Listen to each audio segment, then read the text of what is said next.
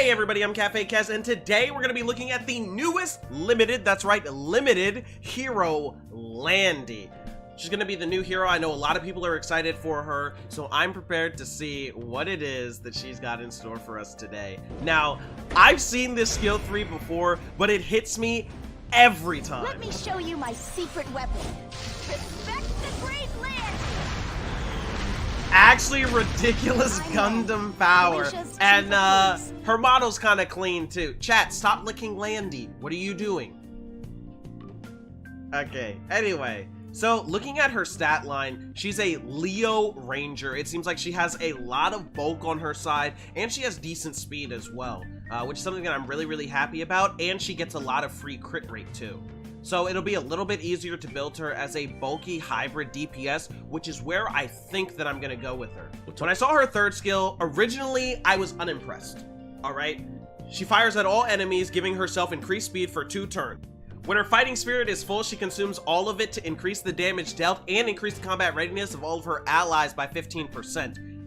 And the big thing on this skill is that it can't trigger a counterattack, which is going to be so incredibly nice in the metagame. Anytime you see a unit with can't trigger counterattack, it's very powerful. It means that they can't be countered by a lot of the more troublesome units inside of the game. I see this skill as not an opener. Obviously, when you go out into the field, you're not going to have this maxed out first turn, so I don't think she's going to be a combat readiness pusher. What I saw here from her skill 2 is that you not only gain 10% attack after attacking once you max Molagor it up to 5 times for a total of 50%, but at the start of every single turn, you're going to gain 10 fighting spirit for every buff granted on the enemy, and if you take a turn when your fighting spirit gauge is full, automatically resets the cooldown. So you only need to see another 5 buffs on the enemy side of the field to get it full in order to trigger the full effect of your skill 3, which will give you that 15% combat readiness. Now, in most situations, you're not going to see this actually come into its fruition. When you start the battle, you're not going to have it maxed out, right? Because in most situations, there's going to be 4 buffs on board when you see your entire enemy team with immunity, given that you move first. So this is probably going to be something that you rev up as the battle keeps going. So she'll most likely get off a skill 3, maybe a skill 1, and then be able to use skill 3 again. And her skill 1 is actually very nice as well.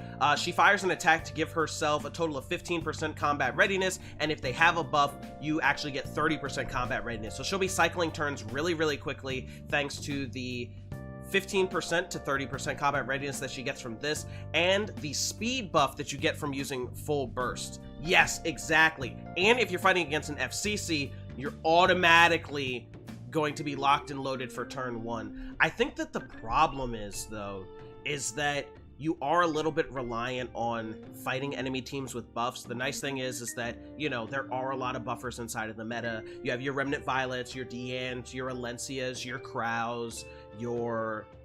I think I said FCC already, right? All those units that are giving buffs to their team. Now that Crow is coming out as well, he's going to be giving shields to his team, going to be giving immunity, which is very important. So I think that she'll have a place inside of the metagame, just because, one, she's an earth unit, so she can actually fight against a lot of the water units that want to give themselves buffs, and the fact that she's going to rev up over time.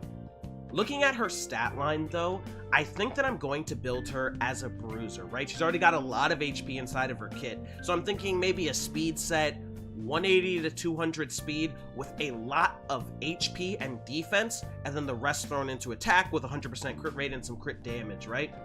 I think that she wants to be faster so she can continue to rotate turns, continue to gain stacks on side of her passive, and I think that'll be really good for her. Now, I think that it's fine as well if you give her a little bit less attack.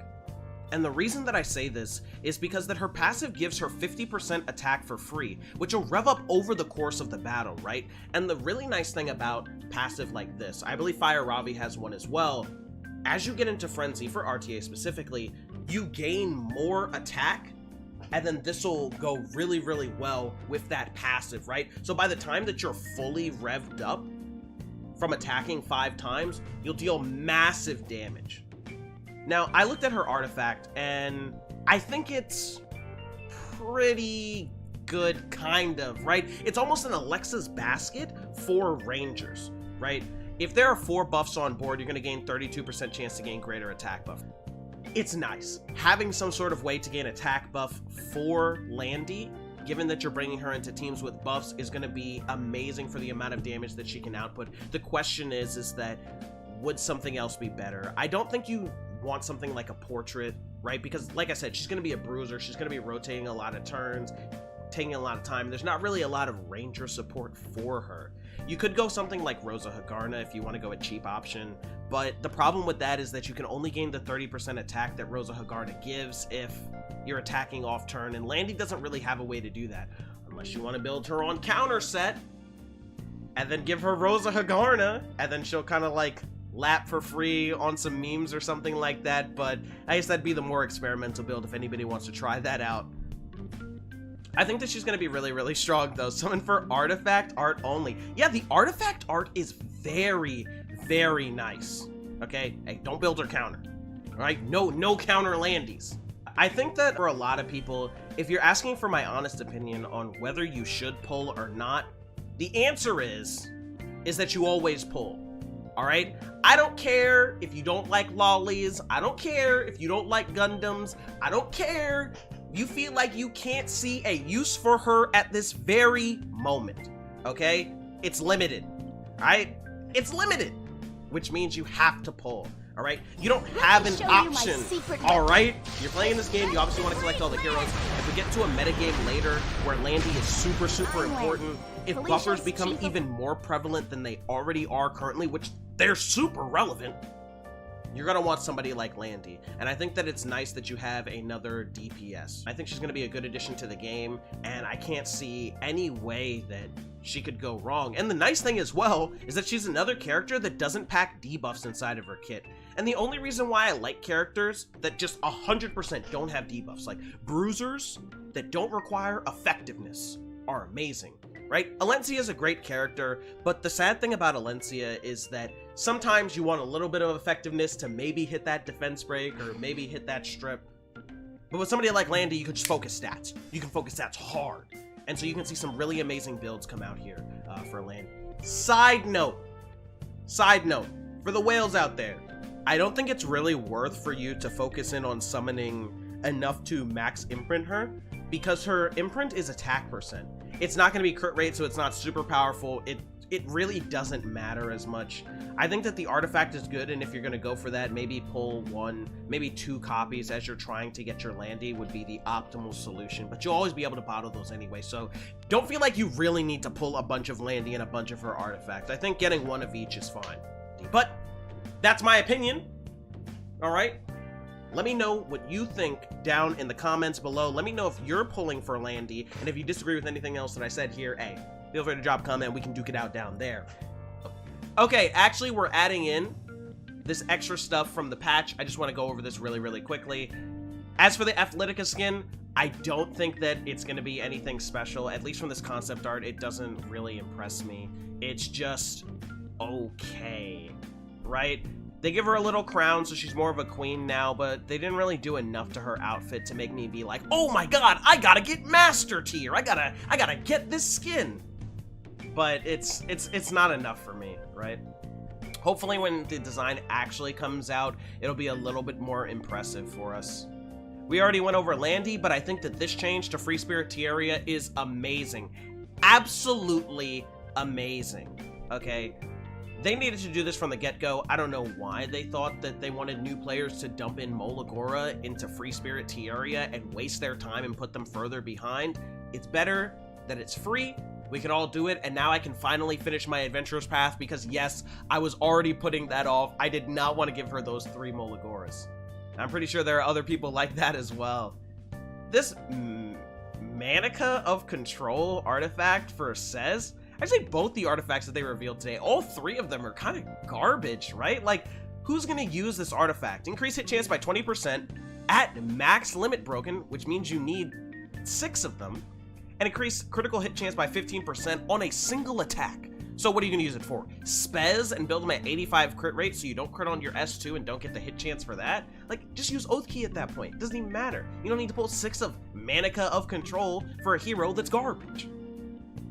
And that's kind of the problem with Tenebria's artifact as well. I know a lot of my viewers, a lot of the people that I talk to all the time have been waiting for another Tenebria banner, but I feel like the problem is that her artifact doesn't work well with her kit.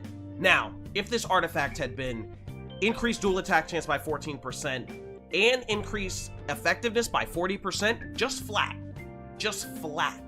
40% extra effectiveness, then maybe you could argue that you would run this over Abyssal Crown, because it'd be really, really nice to get Tenebria to a level of effectiveness where she can hit everything. And I'm talking about everything. I'm hitting about the rays too. Everybody's got to get immunity when Tenebria gets this artifact. But instead, it's dual attack chance, and then you only get effectiveness when it's not your turn. What's the point? And the thing is that says artifact doesn't counter Remnant Violet, right? Remnant Violet has 70% evasion. What is 20% hit chance going to do to that much evasion? And it's only on single attacks as well, so you have to go into a Remnant Violet with your strong attack, hoping that it'll hit when you have a 20% extra chance. It's like ridiculousness. This artifact is garbage. Now, mind you, if you do fully max imprint a Tenebria, you could have like 24% chance to dual attack and then gain that 40% effectiveness, but it's not worth. Just run Abyssal Crown, gain that chance to stun, and then this artifact is really, really bad as well. At max limit broken, which means again, you need 6 of these, 40% chance to gain increased effect resistance and defense for 1 turn. At the end of your turn. Wasn't this a problem with Alexa's Basket? Wasn't Alexa's Basket originally at the end of the turn, and it was garbage? Wait, they said on the Korea stream that dual attack is capped at 20%, then it's useless for Tenebria anyway, because she has a self-imprint for dual attack chance. What's the point? This was the problem with Alexa's Basket when it first came out, is that you didn't get it on the start of your turn. So then, this artifact is useless. Nobody would use this. Gain effect resistance and defense? It's not gonna help your bruisers. Okay, chat told me that I didn't understand what I was talking about there. That's fair. You would want to keep the defense buff and the effect resistance for when it's not your turn, because obviously you're not a defense scaling damage dealer when you're using this warrior exclusive artifact. True, I guess, but doesn't change my opinion that I think that it's garbage. I don't think that you need to pull for this. You don't want Fire Ken anyway. He's not good in the metagame right now. And if you want Tenebria, you'll end up pulling for her, but this artifact is by no means a must pull. It's useless for her. You'd rather have Abyssal Crown. We already talked about Landy and stuff like that. I've been looking at these new artifacts a little bit more closely because the 5% extra defense is actually scaled off of your total, but I think there's already a better version of this that gives 10%. So, all in all, I like a lot of the stuff with this patch, in that Landy is coming, ML Crow is coming, but the Faithless Litica skin and the new artifacts are unfortunately very underwhelming. Very, very underwhelming. But anyway, we're gonna end this off again right here. If you have any disagreements with anything that I've said, feel free to drop them in the comments down below. If you want to continue the discussion, know that I am always there and watching you. And as always, this has been Cafe Kaz, and thanks for watching.